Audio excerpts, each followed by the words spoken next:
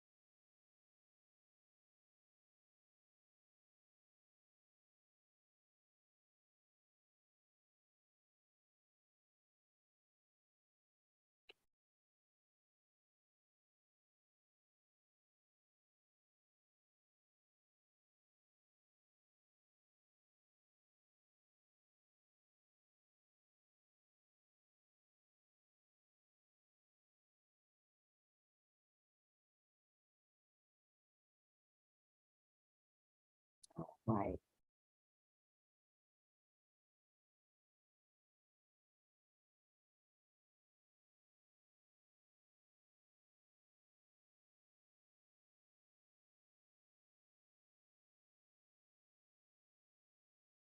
Okay, well, let's get started. I guess folks will be joining as they join.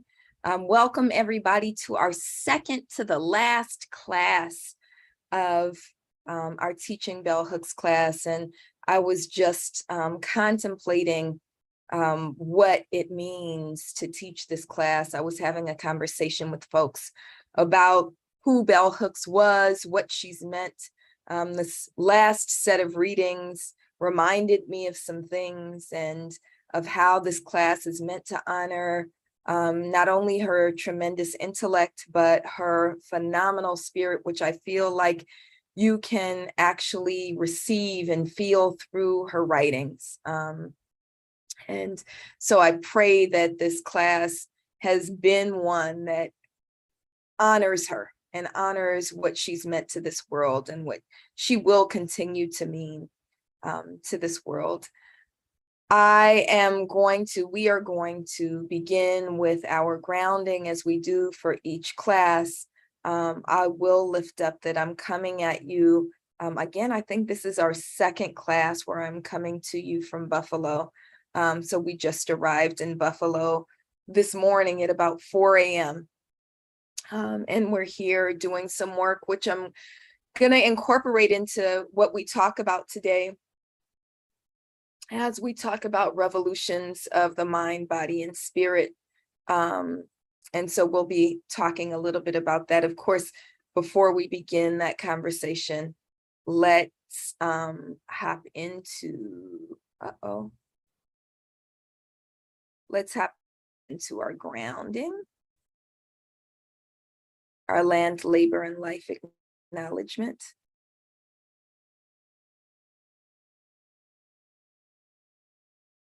And so we invite everyone to participate if it feels right to you. Hopefully, prayerfully, it does feel right to you to just take a moment to ground ourselves. And I hope that we all took some meditative time this week, grounding ourselves and centering ourselves in our bodies as we really invoked our spirit and our mind to engage in the visioning work that we were to do for today. And so I want to invite everyone to sit in a manner that allows you to get as much oxygen as possible. For me, that's 2 feet on the ground, with as straight of a spine as I can possibly get. And for everybody, it'll be something different. And I put both of my palms upright in my lap. And let's all take a deep breath in and release. And can someone read this first slide? I can read it. Okay, go ahead, Rebecca. This land that we inhabit is physically situated in the original ancestral homelands of the Tongva people. We pay respect to the Tongva and all Indigenous people, past, present, and future, and their continuing presence in the homeland and throughout their historical diaspora. Thank you. And let's all take another deep breath in and breathe out. Who can read this next slide?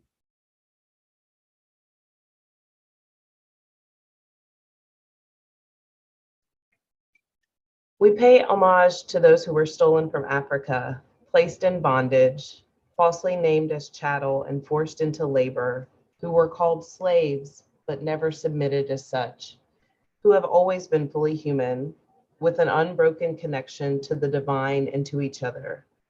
We honor our African ancestors for the still unpaid labor which built what is now the Americas. Thank you. And let's take another deep breath in. Hold it for a second and breathe out. And who can read this last slide?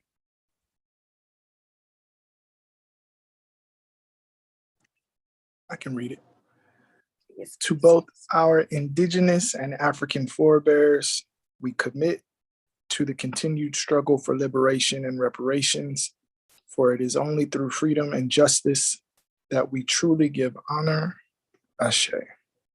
Ashe. Ashe. All right. Any new folks? Any new folks?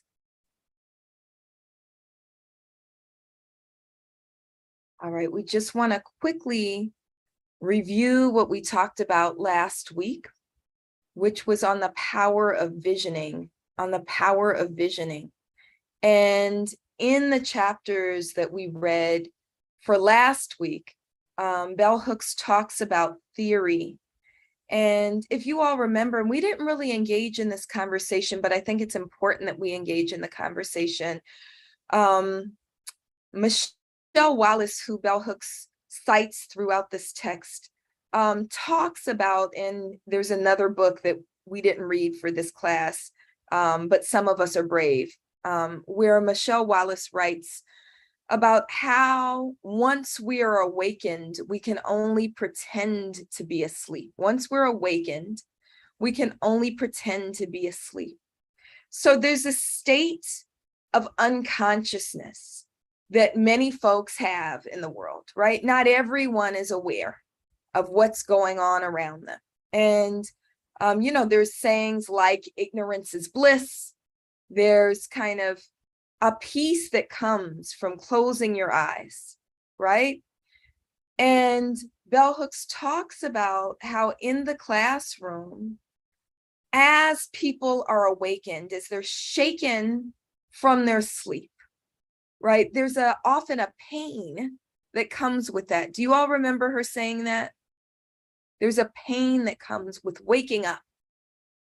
Do you all remember?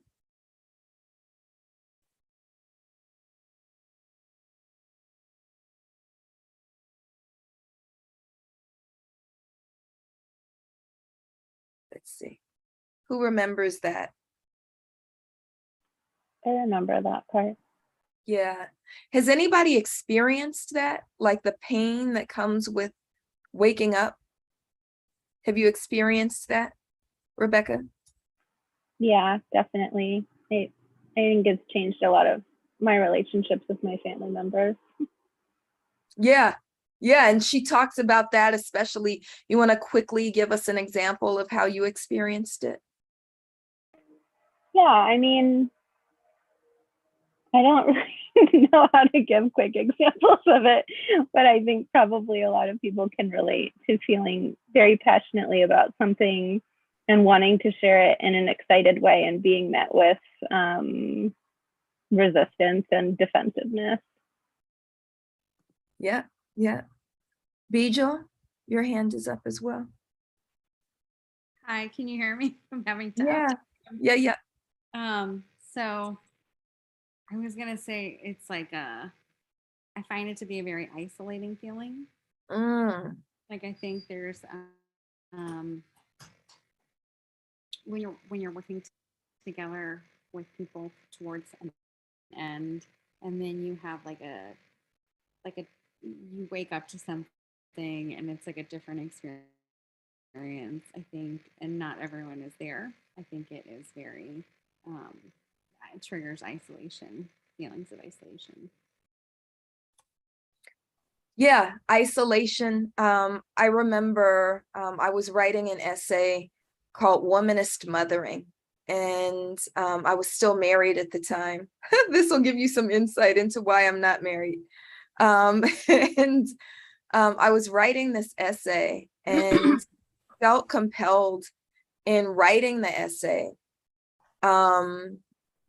to talk about my then husband in as positive of terms as possible, right? Saying, you know, how much easier I had it than women who were unmarried and raising our 3 children.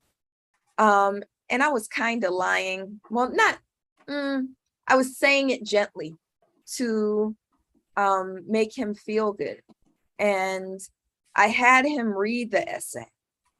And even though I was misrepresenting how my household ran, right, around what parental care looked like, he still became really, really angry. And so that misrepresentation in the essay actually did turn into a lie around equal roles in parenting. And I did that. It was painful for me because I was torn between, I think I shared with you that my grandmother always taught us that if you lie, you'll steal. If you steal, you'll kill. And so lying is a huge deal for me, that I still feel guilty about the last lie that I consciously told, which was, you know, about 6 years ago. And I lied in that essay. I lied in that essay because I felt torn between telling the truth and wanting to remain married, right? And wanting to have peace in my household. So there was a pain that came from waking up to my womanist self.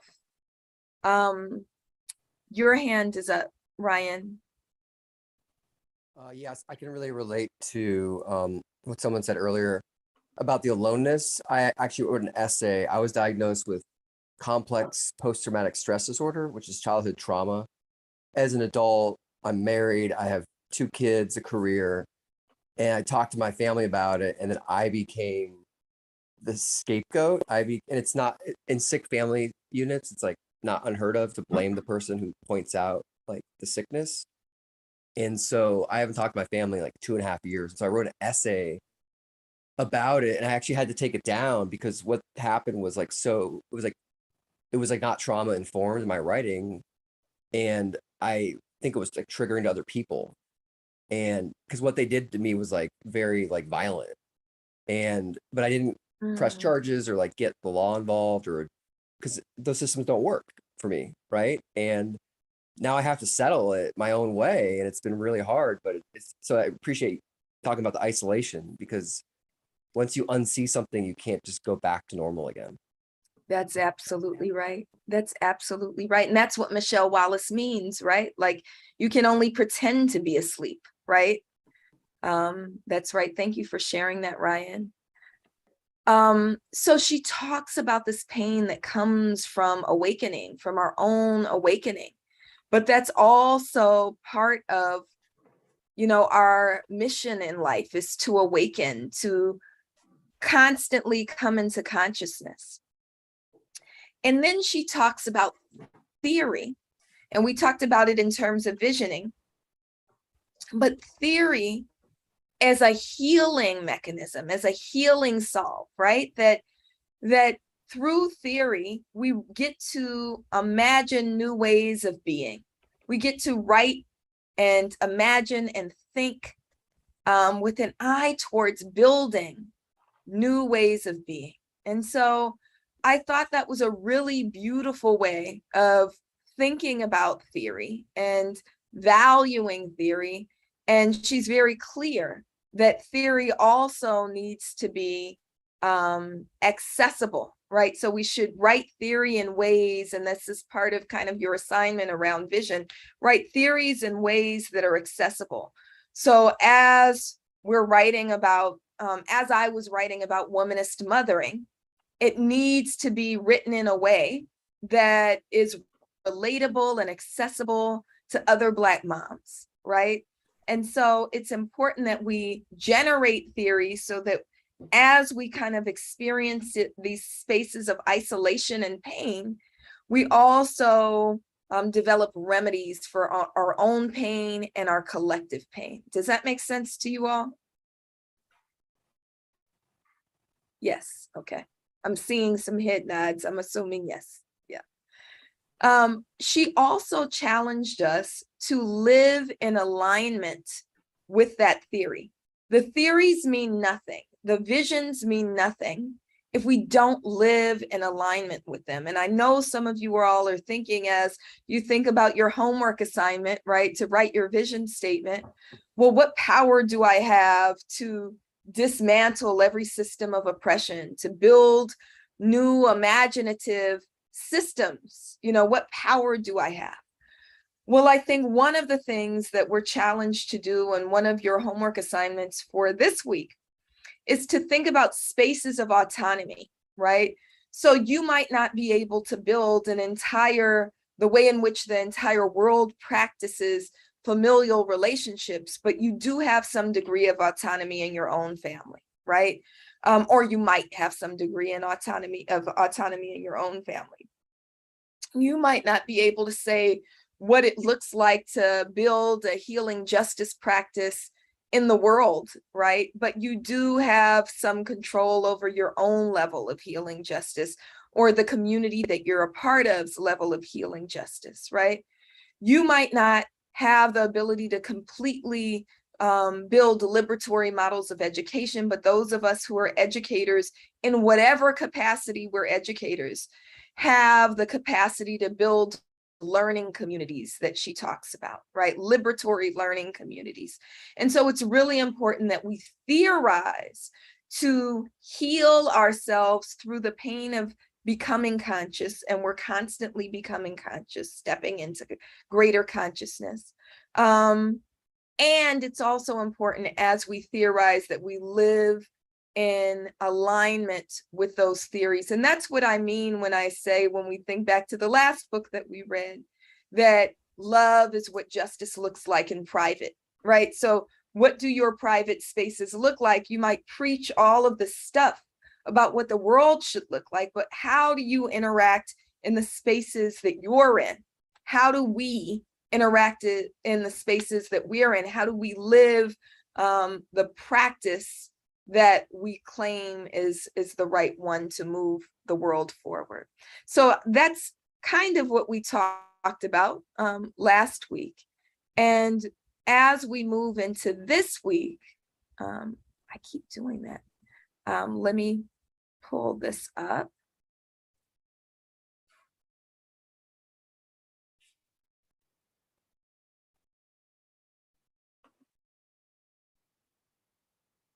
We want to encourage sharing of your vision statements.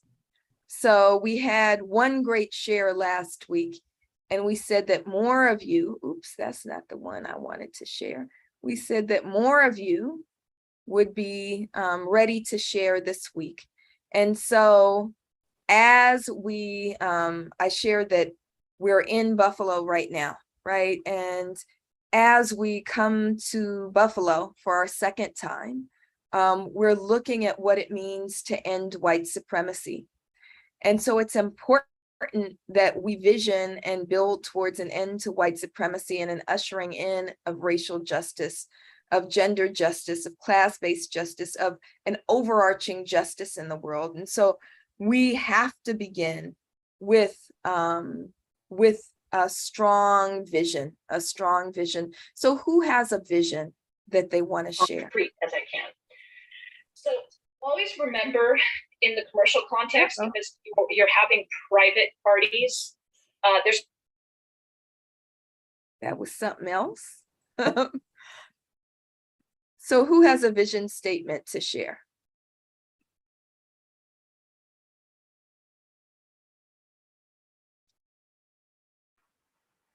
I have a drawing I can share.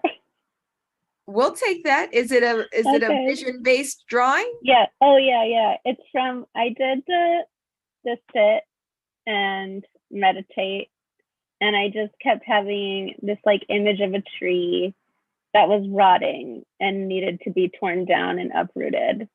And so I drew it out, but then I have like this idea of, there are so many ways of dismantling white supremacy and all of the other things that need to happen.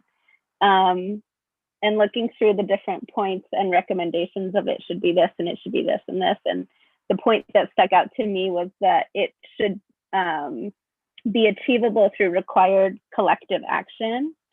So I drew a little picture of the collective action of tearing down a rotten tree. And I've been returning a bunch of artworks to my students. I teach art to elementary students, and I have some artworks of my students that I want to share too, because I think that's what we use to replace the rotten tree. Oh, that's awesome. Let's see what you got. Okay, here's my tree. It's all rotten and it needs to be torn down. So there's these little strings that are wrapped around and lots of hands pulling in lots of different directions. And it's a very big tree with very deep roots.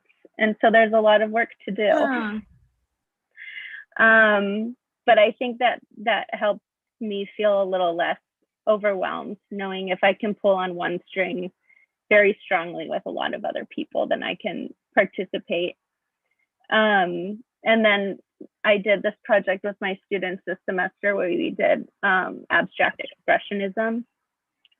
So we used watercolors and oil pastels to create big feelings and emotions, but with color and line.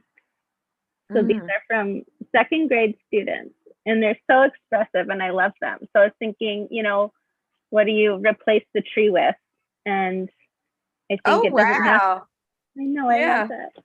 It doesn't have to be another tree, it can be, there's so many. Wait, say that again. Say what you just said. That's hella profound. It doesn't have to be planting a new tree. Like it could be anything. So, I just thought these were beautiful. Are other people Kelly got, shoot. Yes. It's so pretty. Yeah. And this one, I love this one. A new tree. Oh, I love these. See, I don't have little kids anymore. Oh my gosh, they're the best. They're so thoughtful. So are these responses to what you replaced the rotten tree with, or this was just that I was just looking at these today because I'm returning them to my students this week. Okay. But they made them by thinking about feelings that they had and how could they express them. Like what color was that feeling, or what did that line look like? Was it a soft and flowy line, or was it a really sharp and jagged line, or is it a big bright red feeling, or is it a soft pink feeling? So we talked a lot about feelings, and it was really lovely. And I think making art with children is what I do, and it can be very stressful, but it's also incredibly fun and gives me a lot of hope, because you can give them a prompt and they can do something totally different. So I think that that's like the yeah, I think that's the vision. It's to say, like, you know, as the teacher, I want to say, here's what you can do. And then I want them to do something even better or even more creative, and to have the seed of it, the idea of it, but then to take it, you know. Yeah.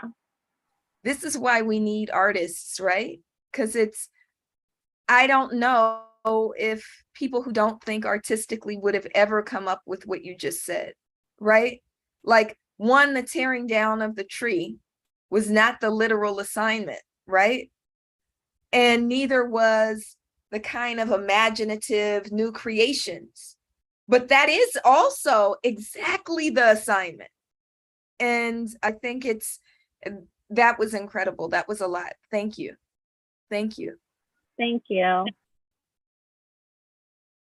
Anybody else? Anybody either want to give feedback or offer their vision? Eric? Actually saw Ebony's hand flying up before me. Okay. Did I miss hands? No. Okay, cool. Right on. Hi, y'all. So funny enough, I've done this before. I do this frequently. I check in with my values and vision, like, relatively frequently. And I have a drawing that I was sort of tapping into recently, which is basically just like an image of me kicking my feet up while the sun is setting in a very natural setting. And it's more about the feeling of what that means to me. Because it is very solitary, but that feeling of, I'll just read some of the stuff I was tapping into. I kick my feet up and I'm with the sun setting over the layered hills, hilly horizon. Relaxation and serenity, knowing no one is suffering from my experiences. Paying rent if land is not back. A paper bag full of guavas from a neighbor's tree. A bag of lemons out still from my tree at the foot of the drive. We ask more than we tell. We embrace discomfort as the tunnel to the next stretch of track. We heal daily through community engagement and/or harmonious co-creation and stewardship. Humor expands beyond rarely to return to trauma and sarcasm. We sleep more than or equal to a third of our days. Our healers, poets, artists, scientists, philosophers, elders fuel our collective energies and guide our communities. We're all with the land and our mother's cycles, fully embodying our channel, our gift to it all. Thanks. Love that. I love that. I'm looking at your face, Ebony. Do you want to offer some feedback? Thank you. Yes. Thank you, Eric. I was really, really moved by what you shared. I saw you be especially moved about sleeping a third of the day. We just talked about that too. I thrive off of 6 to 8 hours of sleep. So I really envision that with you. But I was very moved by no one suffering for your comforts or anyone else's comforts. I'm not sure, I'm sorry if I misquoted you, but that really moved something within me deeply. And thank you. It was beautiful. And I also raised my hand to share mine too, but I just didn't want to go first. Can't wait to hear it. Thank you. Okay. So hi everybody, by the way. So I'm so happy to be here. I'm sad that we're at our second to last class, but my statement is this.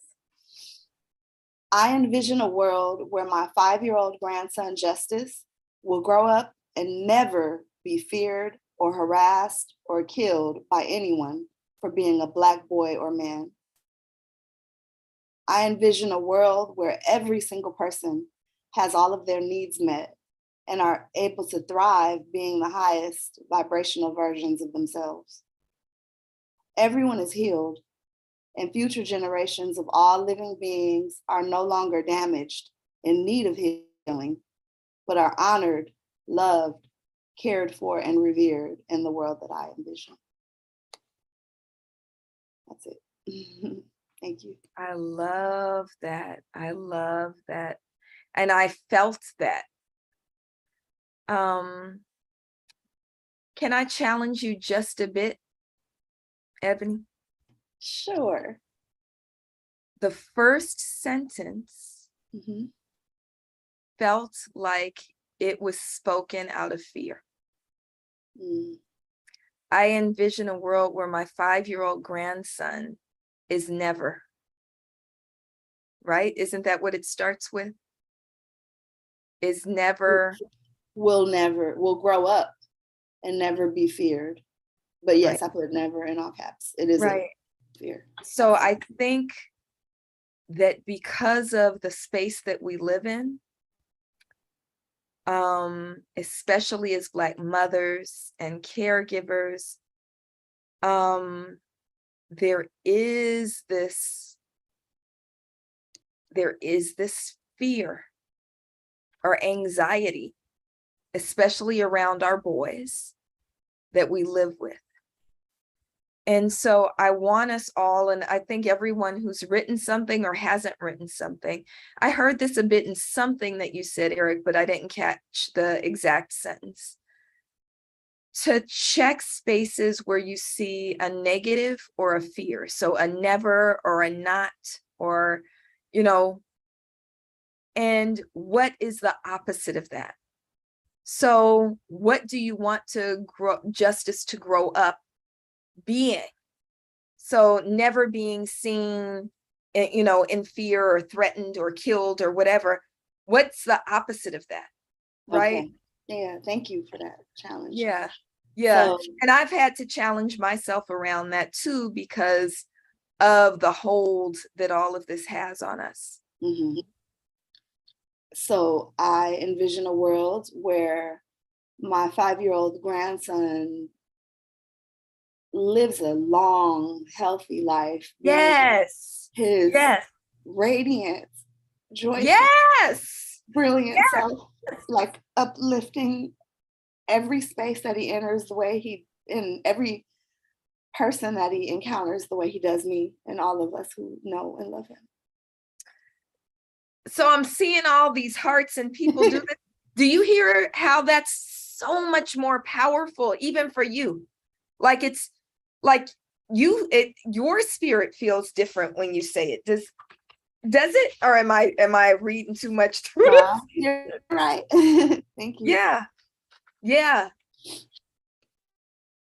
Yes. Love that. Thank you. Does anyone else have something they'd like to share?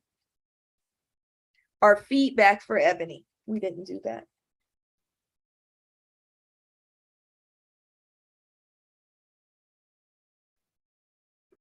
There's lots of feedback for you in the chat, Ebony. Anybody else have Caitlin, is your hand up?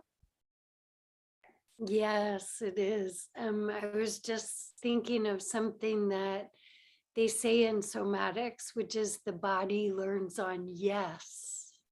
Ebony, that reframe was so powerful and so compelling to draw people into your vision. So thank you so much. Yes. All right. Anybody else? Okay. So here's where we are. And on the second to the last class, it's really important that we think about the scaffold, right?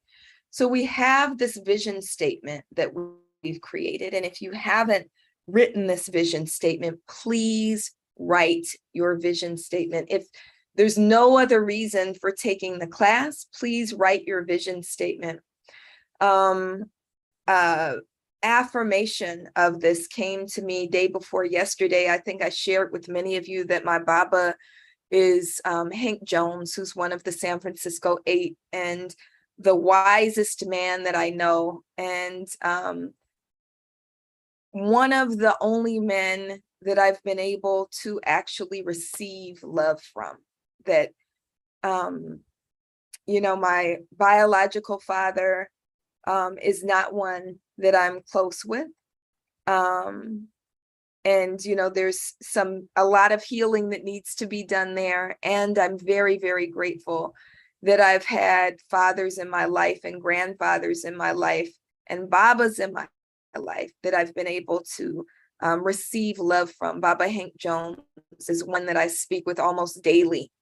And he's been a guide for me over the last 10 or so years. And I was on the phone with him day before yesterday, just as I was preparing to leave to come to Buffalo. And he asked me, he said, do you have a vision statement?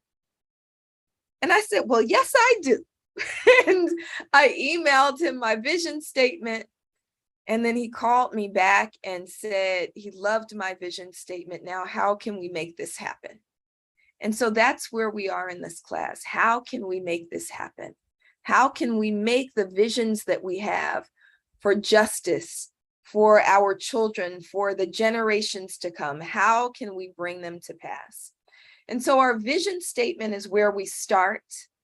And then there's ways that we can break it down, because these vision statements are meant to be overarching, are meant to come to life in the form of pictures and images and photos and you know, different ways that they manifest in our mind's eye, right? Some of us can write them in words and some of us have to draw them, but they're overarching. And so when you talk about, well, how do we manifest these visions? How do we make sure that they come to life, that they come to pass? We have to begin to break them down, right? We have to begin to think, well, what kind of educational system does Justice need for this? Justice is Ebony's grandson, right? What kind of healthcare system do we need for Justice to grow up and be healthy, physically healthy in the world? What kind of public safety system do we need so that Justice can walk through the world in freedom, right? And so those are the goals, the system level efforts. And virtually every single system must be addressed, right? So as we are in Buffalo, one of the reasons that we're here is because we are engaging in a collective national visioning session around what it means to usher in racial justice and end white supremacy, right? We know that the murders at the Tops grocery store are not just about gun control. That's not the only or even the primary solution. Really, it's a reckoning with the fact that this country is built on white supremacy, right? So we talk about systemic failures. These are not failures. These are the way that what we see in the world is the way that these systems were meant to work, right? It's meant that Black girls are pushed out of schools. It's meant that Black boys are targeted by police. It's meant that Black mothers are the poorest people in our society. It is the intention of these systems. So we must see all of these systems as being rooted in and grounded in white supremacy. We can't pretend as if those aren't the systems under which we live. So we have to look at these different systems, we have to unpack them, and then we have to have new visions, right? And as we talk about even things like individual systems, we have to then break those systems down and say, well, how do we uproot these systems? How do we build an educational system that's liberatory? One is that we have to get police out of schools, right? Two might be that we have ethnic studies as an antidote to white supremacy, as one of my mentors, Dr. Julianne Malveaux, recently wrote, right? And so we have to think about project level efforts. And then when we think about that, we have to think about our place within them. This is what we were doing. And so it's important that as we, let me stop the share. As we think about vision, that we figure out what is our place, what is our calling, where are we going to begin? Because this is not just about, again, theorizing, it's about actually doing the work. Does that make sense to y'all? So here's, in fact, let me share that last slide. Do y'all know the story of Hatshepsut? So I almost named my first daughter Hatshepsuti. Do you all know the story of Hatshepsut? Anybody? If you do, speak up if you know the story of Hatshepsut. You can just unmute if you know the story of Hatshepsut. So Hatshepsut was a female pharaoh, a woman pharaoh in ancient Egypt. She ruled somewhere around 1480 BC. And Hatshepsut had this vision of bringing together Upper and Lower Egypt, of developing a peaceful system of trade throughout East Africa, throughout Nubia, Greater Nubia. She had this vision of ruling differently than any ruler before her, and she saw herself not as a queen, but as a pharaoh, and was very, I guess we now call her audacious in rejecting the title of queen and demanding the title of pharaoh. She's the only woman to be buried in the Valley of the Kings. I had the great blessing of traveling to Egypt many years, I guess it's 20 years ago now, in 2002, and visiting her temple in the Valley of the Kings in Karnak. And so Hatshepsut had this vision. But as she was visioning, it's important that we not just stay in the state of visioning. Visioning is a first step, and it's a continuous step, but it cannot be the last step. I think we all know people who will share theories, share visions, share imaginings. But if those imaginings don't take root and don't manifest into something that's tangible, something that's real, they actually aren't meaningful to many others other than the people doing the imagining. Does that make sense to you? So it's important. Yeah. Ebony said, I wanted to ask if she was a king. Yes, she is. She was a king. You all can read Black Women in Antiquity by Ivan Van Sertima. Is one of the most powerful books about the role of Black women in ancient Africa, which really, sometimes we think that Black feminism and womanism is the first time that patriarchy was disrupted, right? That, it's, Bell Hooks is writing something new. No, Bell Hooks was not writing something new. We need to think about what pre-colonial African gender roles were, how pre-colonial women thought about gender and how they manifested these gender roles, right? Both in ancient Africa and in more contemporary Africa. When we think about even West Africa and, who the warriors were, right? The Dahomey warrior women. So some of y'all, everybody I'm sure has seen the film Black Panther, right? And you all think that this is just people's imaginings and, this is a great piece of fiction. This is not just Ryan Coogler's imagination. This actually comes from history, that the Dahomey warrior women were the most elite group of fighters in West Africa and most highly trained group of fighters in West Africa. And so it comes from somewhere. This idea, sometimes Black women in the Americas are attacked for being matriarchs, right? Well, I think we should challenge what matriarchy means and why here it's thought of as a bad thing, right? Nadab and other scholars who write on pre-colonial Africa talk about non-hierarchical matriarchy as something that's beautiful and positive and makes the most sense, right? That women should be the ones who set and enforce the rules of society. Women who give birth, it makes sense for them to be the makers and enforcers of rules, right? Which is what non-hierarchical matriarchy looks like in pre-colonial Africa.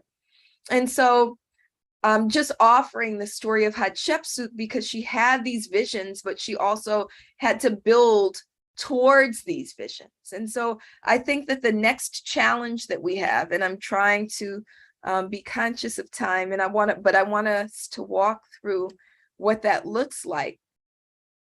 The next challenge that we have is to take the visions that we've all written, and if you haven't written it, you know, your challenge is to write it, to identify a site of resistance, What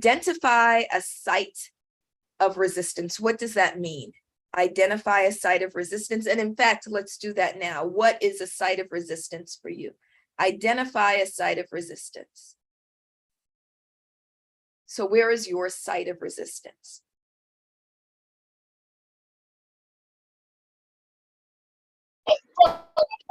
The women's jail. The women's jail. The women's jail is a site of resistance. Why? Why did you identify the women's jail? Just having been incarcerated, and just the treatment of women, in particular Black women, when you're incarcerated, and the level of dehumanization that you experience. And yeah. I love how quickly you identified your site of resistance. I love that. I love that. Anybody else want to identify their site of resistance?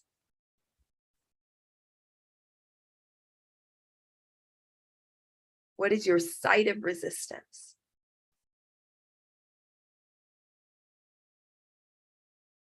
Let's do two more. Sites of resistance.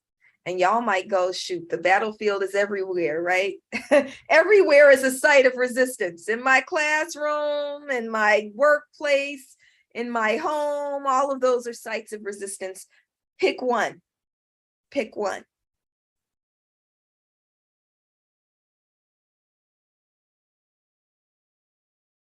Do you understand what I mean when I say pick a site of resistance? Can you elaborate a little bit more, Pastor Najuma? Thank you for your example. That helped, but I was going to ask if you could give maybe a little. Sure. So I believe and understand that all of these systems under which we live, we're constantly socialized to buy into them, to see them as legitimate, right? To see our classrooms as legitimate, to see our workplaces as legitimate, to see the media that we're fed as legitimate, to see the notion that we have to work as hard as we do as legitimate, to see traditional familial structures as legitimate, right? And so often we simply go along and we see these sites and even participate in these sites that are white supremacist, that are patriarchal, that are capitalistic, that are heteronormative. We participate in these sites rather than resisting these sites, right? So if we walk into the classroom and the chairs are all in a row, we think the classroom should have chairs all in a row, right? If we are watching television and every other show is Law and Order in a different city, right?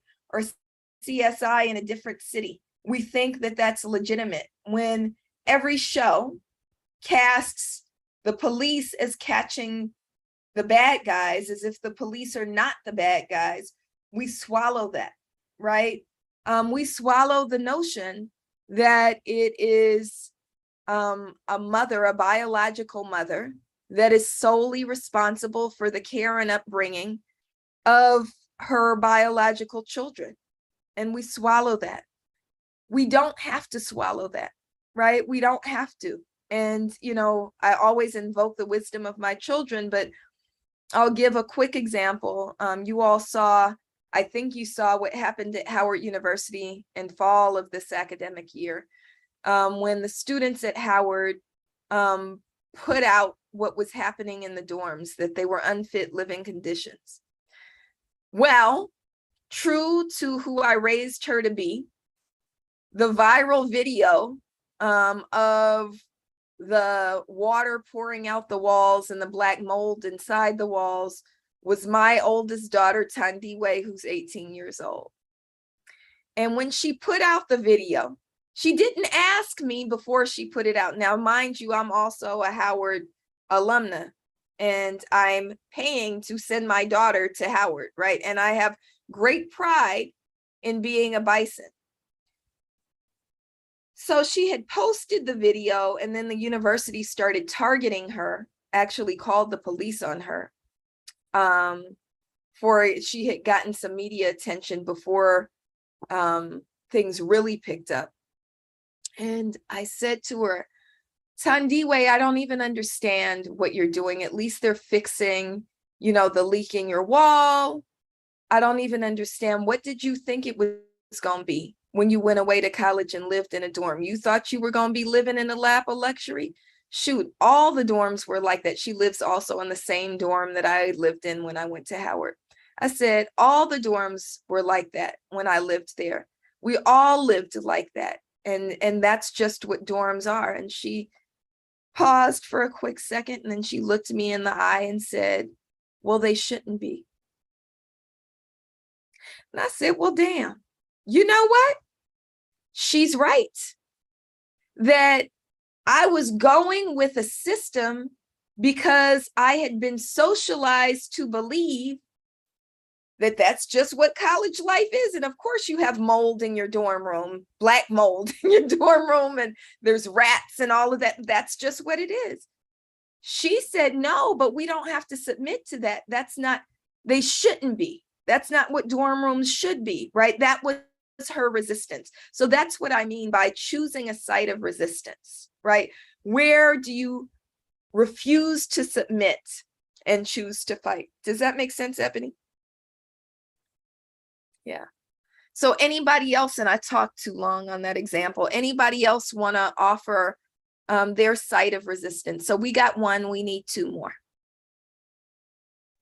I'm just gonna say that anytime I correct someone on my pronouns being they, them, that's an act of resistance. That's just as a trans person, just taking up space is an act of resistance. So publicly introducing myself and making sure that that's like a line that I can cross. Absolutely. Absolutely. Thank you. Anybody else? Kelly. I was thinking about workplaces as sites of resistance. Think about the shitty conditions that most workplaces, not ours at SJP, but most workplaces are terrible, and we're conditioned to accept terrible wages and terrible work environments. And I feel like I actively fight against a lot of bad workplaces as sites of resistance. That's right. That's right. And you know what, Kelly, I feel like especially in social justice workplaces, because we're working in our passion area, right? So I'm an educator. And so because I choose to engage in education with working class students, the thought is, okay, you should be in it because your heart is in it. And so some of our folks, especially our lecturer faculty in the Cal State system, qualify for food stamps and housing support, right? And why should they? Why should they? We should be resisting that, right? Absolutely. Anybody else? Or was that three? That was three. Anybody else before we move on? Okay. So I want to just share this homework, this last homework. Somebody saying the family unit. The family unit to me is one of the hardest ones, right? because you love these people, right? Sometimes, and sometimes you love the people and sometimes you don't, right? But in the family unit, most of the time, we love these people, or at least we're tied to them. There's a tie to them. And so how do you resist within the family unit, right? So here's your homework. One is to identify your site of resistance, at least one. 2, revisit or write your vision statement. 3 is to figure out your piece of the work. Carve out your piece of the work. So we want to make sure that we break down our vision into goals, which again are systemic level, and then break it down from there into objectives, which are project level. What is something that you are going to do, right? So us being in Buffalo right now is not going to, we'll be here till Sunday. That is not going to end white supremacy, but it's a project that we hope will have tangible outcomes, because we're also giving everybody who's coming, and if you feel like hopping on a plane and joining us, please come on. You have time to get here still. But we're giving people assignments, right? We're saying Buffalo is ground zero and white supremacy is everywhere. So now we want you to go back and do this work in your own communities, right? So that's a project level, an objective, a project level objective, right? Where we can say tangibly, this is something that we know begins to undo a system of white supremacy, which is the racial power structure in this country and in this world. And then commit to a space and clear building practice, right? So where are you going to be for the long haul? Who are your people, right? What beloved community are you joining or building? And then what is your particular contribution, an ongoing contribution? So we can't just leave Buffalo on Sunday and say, we done now. I did that project, right? The next thing is, what is my ongoing work? And so on Monday, we're going to be presenting the People's Budget Survey results. That's going to chip away. That's going to continue to undo white supremacist, patriarchal, heteronormative capitalism. So that is your homework. Identify a site of resistance, revisit your vision statement or write one, carve out your piece of the work, and then commit to a space and clear building practice. And that's what I have for you today. What questions or thoughts or ideas do you have before we go? We got about 2 minutes. Questions, thoughts, ideas before we hop off. Yes, Bijal. Can you repost, if you have it, this slide with the information or like the directions for the vision statement? I think sure. Actually, better than that, Michelle, do you have it that you can email? Yes. Someone sent it to me last yeah, and it's also on the course hub and the syllabus, so I'll link that here. I'll look there. Thanks. Great. I think it'll just be easier than looking at it on the screen because it has a lot of different things. Yeah. Oh, sorry. Did you mean the prompt or the slide that you shared? Because I don't have the slides. The prompt. Oh, okay. So you don't have that. You don't have the slide. I don't have the slide, but I have. Okay. Let me send you the slide, and then if you can send that out, that would be great. So everybody has that. Okay.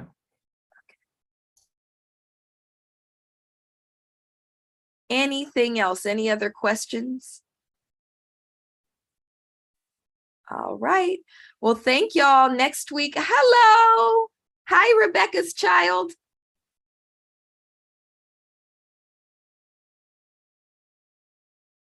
Now we feel good. Now we can be done for the night. All right. So looking forward to seeing y'all next week for our final class. Thank you all so much.